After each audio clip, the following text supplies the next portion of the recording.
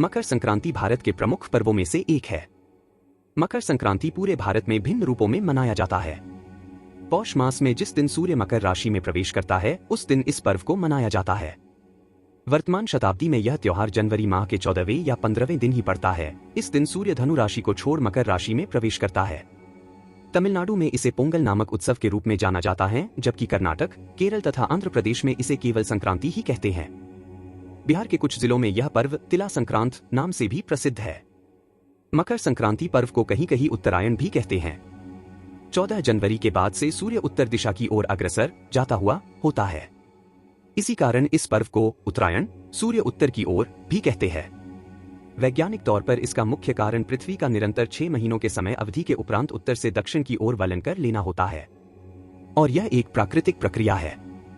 मकर संक्रांति के अवसर पर गंगा स्नान एवं गंगा तट पर दान को अत्यंत शुभ माना गया है। इस पर्व पर तीर्थराज प्रयाग एवं गंगा सागर में स्नान को महास्नान की संज्ञा दी गई है।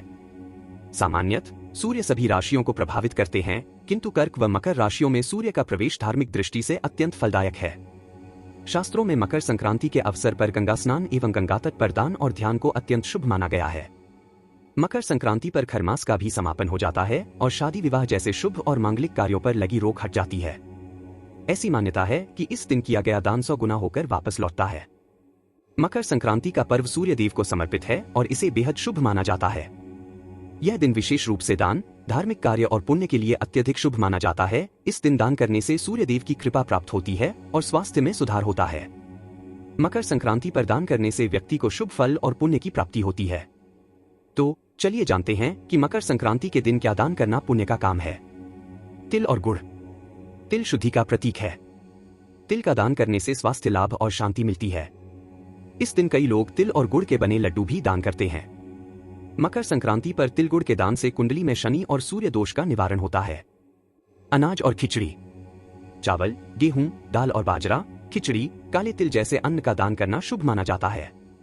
गरीबों और जरूरतमंदों को अन्न दान करने से धन धान्य की वृद्धि होती है। मकर संक्रांति पर खिचड़ी का दान करना शुभ माना गया है। इस दिन काला उड़द का दान भी धन धान्य बढ़ाता है। कंबल और वस्त्र। ठंड के मौसम को ध्यान में रखते हुए कंबल, गर्म वस्त्र और ऊनी कपड़ों का दान अत्यंत पुण्यदायक है।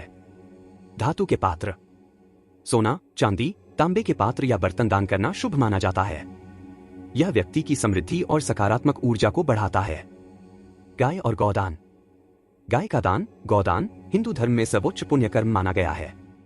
यदि गाय का दान संभव न हो तो गौशाला में चारा या धन दान कर सकते हैं।